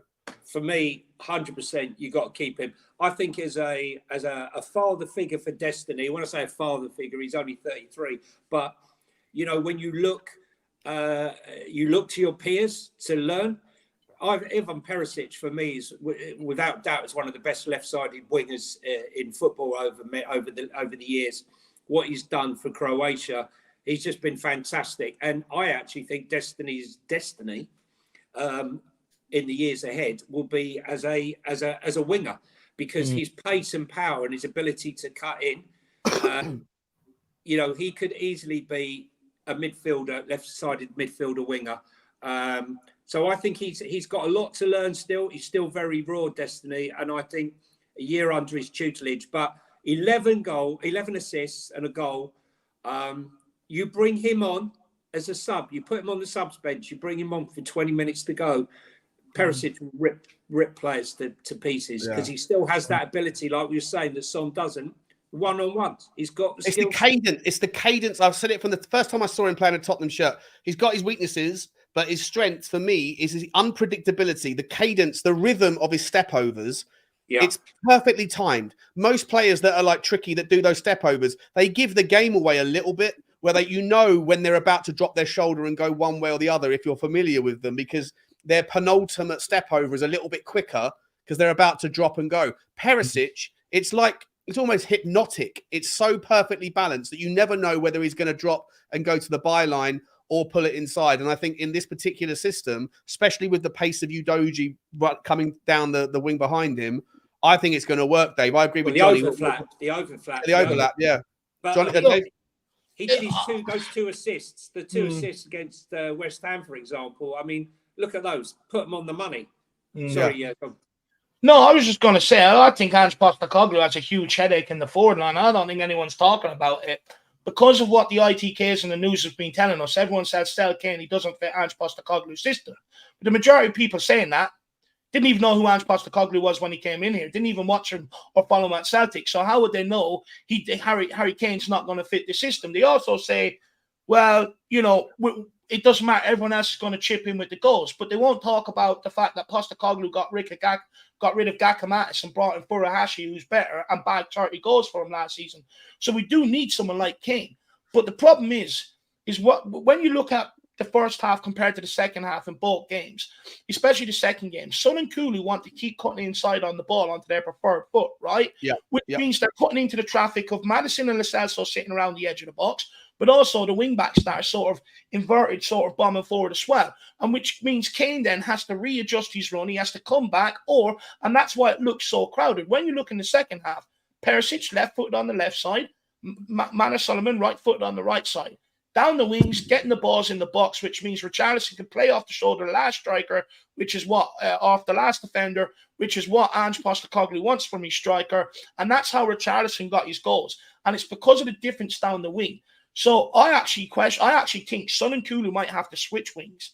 Regardless if you sell Kane, even if you put you sell Kane and Richarlison's your striker going into the season, I still think Son and Kulu are going to have to switch wings to be able to deliver the ball in, because every time they look to cut back in on their strong foot and unleash the shot, they're coming straight into all the traffic, all the players in and around the edge of the box, but also making the striker non-effective, making his run non-effective, making him offside, which means he has to readjust his positioning and everything else. So for me, I think based off that and based off the headache that I think Ange Postecoglou is going to have over the first 5 games with that forward line, because, there is questions. Does Son want to sacrifice cutting in on his right foot? Some of the goals having to play on the right-hand side. Does Cooley want to sacrifice? Well, but Sonny's got the ability to cut in on his left as well, right? Like from he's just as good. I mean, how many goals has he banged in top lockers, top bins with his left foot? Yeah. What I would say, mate, I 100% agree. One, is he? He's not one-on-one. He's not. Kulu and Son are not players that hug the touchline and go one-on-one. It's as simple as that. I'm interested to see, like you were saying, how he's going to work out that forward line. Because for me, I'd be playing Emerson with Porro in front of him. I really do. That's I'm not convinced by Pedro Porro's suitability for it either. Dave, I think what you were just saying there, mate, was absolutely spot on. But I'd go one step further and say that I have question marks about the entire suitability of the typical front three of Kulu, Son, Kane in this particular system. I don't think Kane is going to want to be the sacrificial lamb. I don't think Sonny is suited on the left. I don't think Decky's suited on the right. And it leads me to make this point that I actually think, as crazy as it sounds to say it, selling Harry Kane is not just a good idea because of the risk of him leaving for free and a way to raise money to pay for other holes that we might not be able to afford without that money. But on top of that, him not wanting to play the 9 and get to the byline, whereas he usually takes a step back, which might crowd out the space for Maddison. I actually think if you don't have Harry Kane in the system, it allows for easier decisions around how to utilize players like Sonny more that don't naturally fit the left-hand side. And I'll take your point, Dave. You don't have to. You could play him on the right and play Decker on the left, or you could play Sonny through the middle. Why wouldn't you talk about selling Sonny though? Why wouldn't you talk about selling Sonny then? Because Kane's I'm not against the idea about that. I just don't think that's happening for commercial reasons. But I'm not against the idea of that happening either. But look. The thing is, the ideal thing is you keep all three and you make them fit the system. That's it at the end of the day. And for me, I think for that to happen, Son and Kulu are going to have to switch, because even if you sell Kane and play Richarlison, you're still going to have the same problems where they're going to want to cut back inside on their preferred foot, and Richarlison's not going to know how to play with them. I'd argue if you put Kane in the second half teams where the balls were coming in the box for Richarlison, would you have seen a different Kane? Would you have seen more goals out of him? I'd say 100% yes. This whole narrative around selling Kane is absolutely nonsense. We've heard all season, all summer long, Man United, he's going Man United, fans going to meltdown, they believe it, yet get him gone.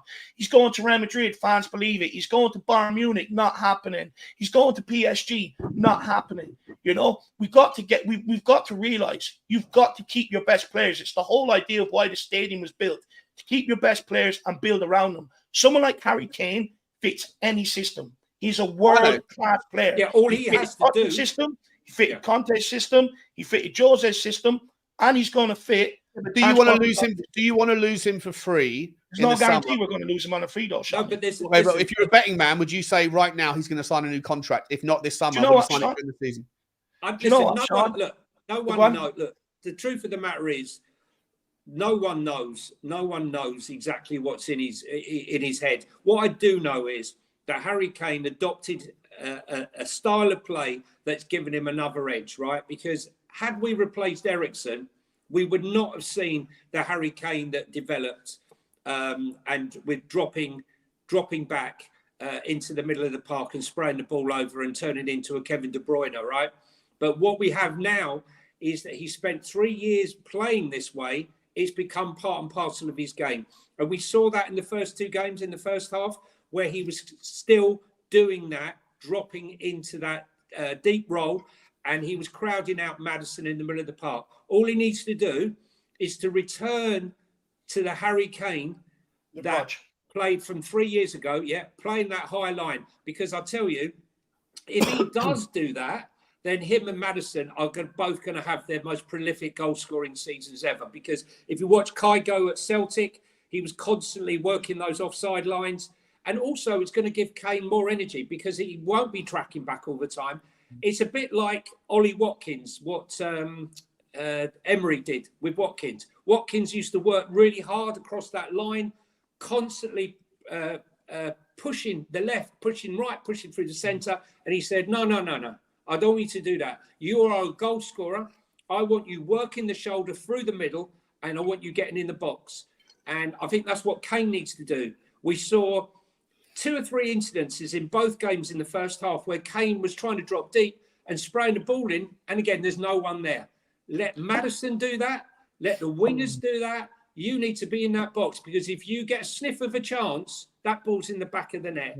And if he doesn't, and just quickly to follow on that, the disrespect for Richarlison, it makes me laugh, to be honest with you. I know he had a shocking season last season, but you can see in that first game against West Ham, he might not have scored, but he was working that system, pushing against, taking 2 defenders with him, trying to break those lines and leaving big pockets of space in behind for Maddison and Devine and Sarr to exploit. And the same in that game against the Sailors. So whoever stays, hopefully Kane's going to stay. If Kane stays and he starts to play the Ange way off the shoulder, Tottenham have got an incredibly exciting attack. We really have got an exciting team.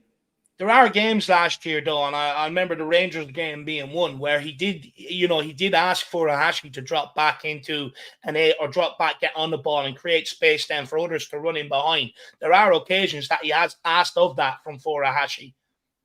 Yeah, but I think that if Kane is allowed to just push those strikers and just work that space and save his energy, he's going to cause havoc. He's going to be taking 2 defenders with him.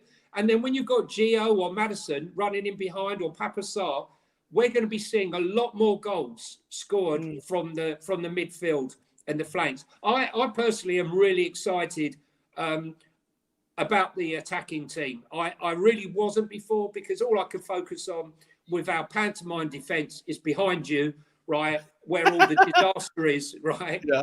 And that's basically it, right? We had, there's carnage behind, carnage awaits. Don't give anyone the ball, keep the ball, because... Yeah, well, that's what we're going for, 100% possession, this system, and we're never going to concede a goal. As long as you don't lose the ball, we'll be absolutely fine, you know? That's the new model, 100% possession-based football. Listen, I don't know where I feel. For me personally, I understand Dave's passion for Harry Kane. I love Harry Kane. Everyone loves Harry Kane. I just want to say something on that quickly, Sean, because a lot of people say to me, oh, Dave, it's out of sentimentality. No, it's not. It's out of what I believe is best for Tottenham. I could easily sit there and go with what all these ITKs put out to all these people. Kane's going. But what they won't tell you about is that changes every month. He's going here. They put that out. Then all of a sudden, no, he's not. He's going here. That's put out there. And people make their opinion based on wanting to be on the right side of the news because of what ITKs are informing them. Whereas me, I've always gone against that. No matter what news was put out there, no matter what ITKs have come out and pushed to people and people pushed on to me, I've always gone against that because I believe it's what's best for Tottenham. It is nothing to do with sentimentality whatsoever. No, I get it. No, I 100% agree. All I would say is, I'm of the opinion that there is never going to be an easy way to lose Harry Kane. He's your best player. He's one of the best players in the world. And he can adapt to any system. What I would say, and I have said, and I'll stand by it, is that if you're going to lose Harry Kane to any system, the impact of losing him to this system is the least harshly felt for Tottenham Hotspur. And if there is a chance, and a good chance, that he doesn't sign a new contract, then losing him for free next year, or technically in January he could sign with a new club, I think would be a diabolical situation that I don't want to have to face. So if he has said that he is not willing to sign a new contract this transfer window, then I think that is an unhelpful statement from him. It means that you're forced to make a decision that you otherwise wouldn't want to make. about rolling the dice or whether you can convince him or whether you can't. And if he said, or if he's intimating that he will sign a new contract if he sees progress on the pitch, I think, unfortunately, there's not enough time left in the contract for him to see the progress, because this particular first season of such a massive transition where everything at the club is changing is going to be a bumpy start. It's going to be a very rocky and volatile path where we might not necessarily hit the ground running. And so he might conceive or consider that to be not a lack of progress, and then make the decision to leave. So for me personally, when you add all those things up, I personally think that I hear that, Sean. Probably if I was in charge of Daniel Levy right now, if the right bid came in and it was 95 million plus 15 or whatever, something close to 100 million quid, I know it's going to be painful, but I think that makes the most sense when you factor in the risk.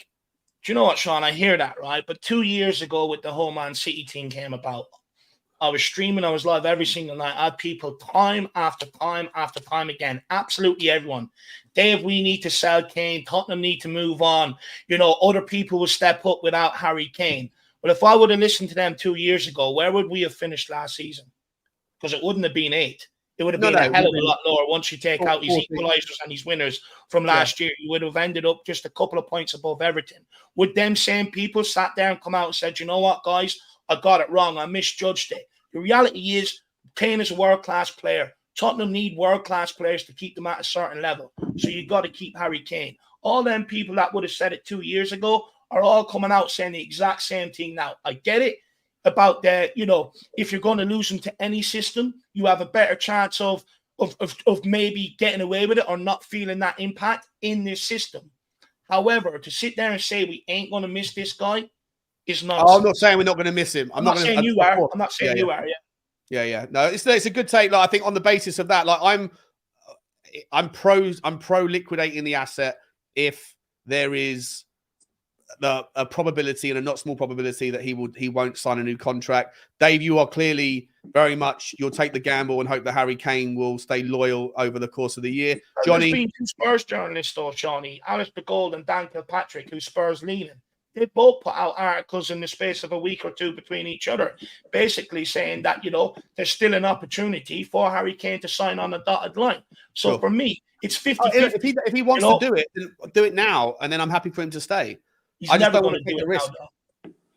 Yeah, but that's the thing. If he doesn't do it now, and he doesn't do it between September and January, why would he sign on the dotted line when the back line's still the same?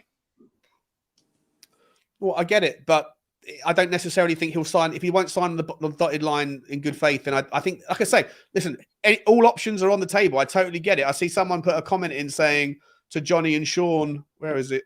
Here you go, from Matt. Big up, Matt. You ask how we'd feel to lose Kane for free. How do you feel to lose him when we don't have to? Terrible. If we let him go, but we don't have to, fine. But I just, like, Harry Kane, the ball is in his court. You say we don't have to. He doesn't have to. It's all in his hands.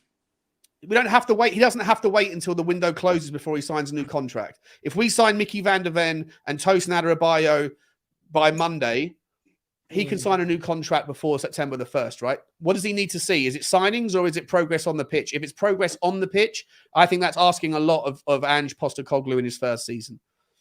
It's to me. Shorty, I'm going to need to jump off. Yeah, listen, mate, we'll wrap up, mate. If you can you hang on for 2 minutes? I'll give you a chance to plug your channel. Yeah.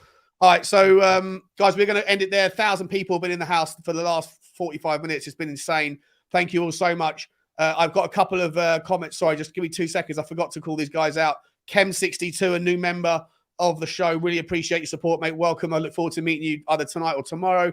And Lazy8, Nick, my man, member for 13 months. Hot take: if Kane ends up playing against Brentford, I see him signing a 1-year extension shortly after that. And Dave, it is sentimental a little bit. Nope. Big up, Nick. Big up, Nick. Yeah. Just quickly, same people said the same to me 2 years ago, but every single one of them sat there and celebrated Kane's goals with relief and everything else over the last couple of years. And the club would have been in a mess without him over the last 100%. couple of seasons.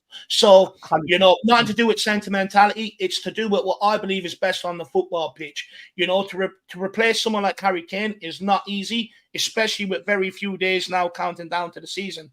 Nothing to do with sentimentality, purely to do with what I believe helps Tottenham Hotspur on the football pitch. Yeah.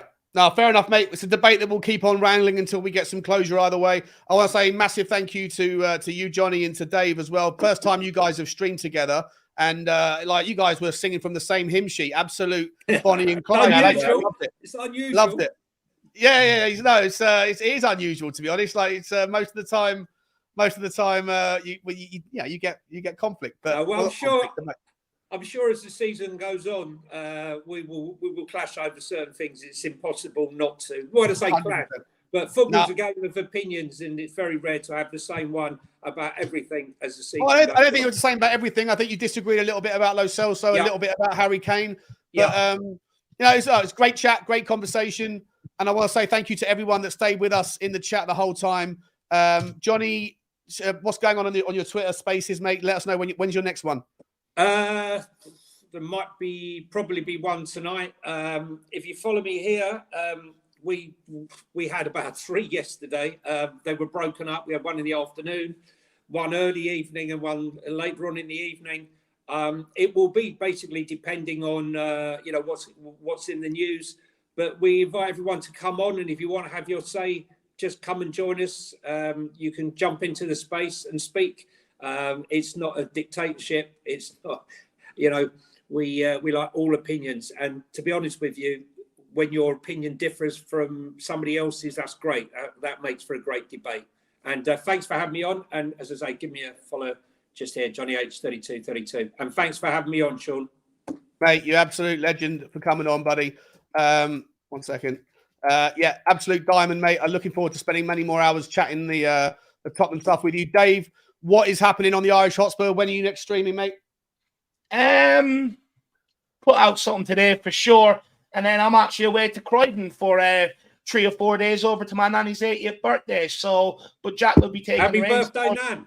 Yeah, happy birthday to my nanny, But of course, Jack will be taking the reins for all of the weekend's action and stuff like that. So still plenty going on, just minus your boy. But if you have enjoyed what I have to say, get over and smash the subscribe button. Johnny, it's been an absolute pleasure getting to know you, my man. Dave. The stream. And Sean, thanks for having me on, brother. It's really good streaming with you as well again, my man. No, absolute pleasure, mate. Love to see it. And we're going to be doing Monday afternoon shows. I think it is starting next week, and also obviously be on the Irish Hotspur like I have been all last year as much as I possibly can. Guys, listen, one last favor: hit the like button, hit the subscribe if you haven't already on all on the follow on everyone's channels. Thumb button. Hit the button, get it done. I want to ask everyone a favor. I was trying to do a redirect to Ben. Everyone knows Ben Kaufman, the best mod in town. He has got a stream. Oh, I can do it now. 1 second. Hang on a second, guys. Stay with me. Don't go anywhere. He's been quick about that. He's got it done. He says, mate, redirect privilege. Sorry, Ben. I'm talking to you, mate. I can't get it done. The redirect privileges are not done correct. Listen, guys, just do me a favor. Here is a link. In the chat right now.